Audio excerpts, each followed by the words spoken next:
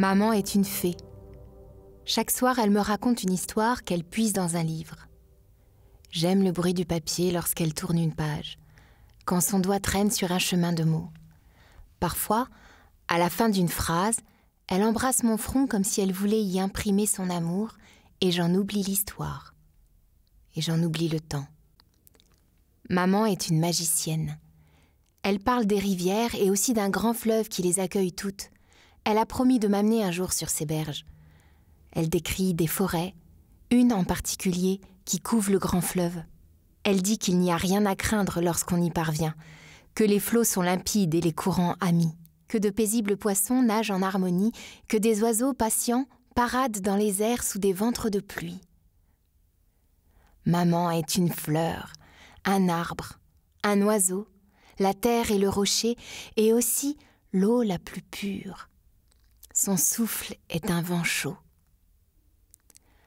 Maman est la source des mers. Je dors encore avec elle. Je ne suis pas pressée d'avoir une chambre à moi.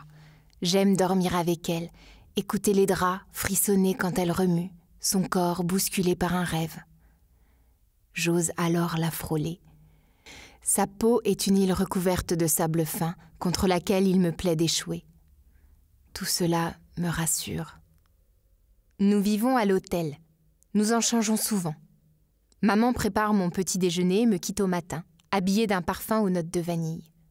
Elle m'embrasse longuement, me dit qu'elle m'aime, me promet qu'elle rentrera tôt. Maman est une louve. J'admire son courage et sa force. Elle compare la ville à un labyrinthe où se cachent des pièges. J'ai longtemps imaginé qu'un jour elle ne revienne pas, pourrait avoir un accident, faire une mauvaise rencontre, et je n'en saurais rien. Je ne lui en parle jamais. J'affronte cette peur.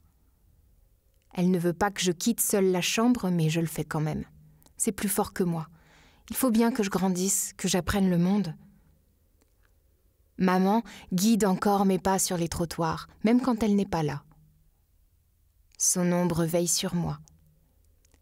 Chaque matin, je vais un peu plus loin, repousse mes limites, l'inconnu droit devant. La soif d'explorer me pousse en avant, refoule les dangers. Je demeure invisible. Parfois, j'aimerais que l'on me bouscule, que l'on s'excuse au passage. Parfois, j'aimerais ne pas être juste cet enfant peureux qui rase les façades et que l'on ne voit pas. Maman tarde à rentrer.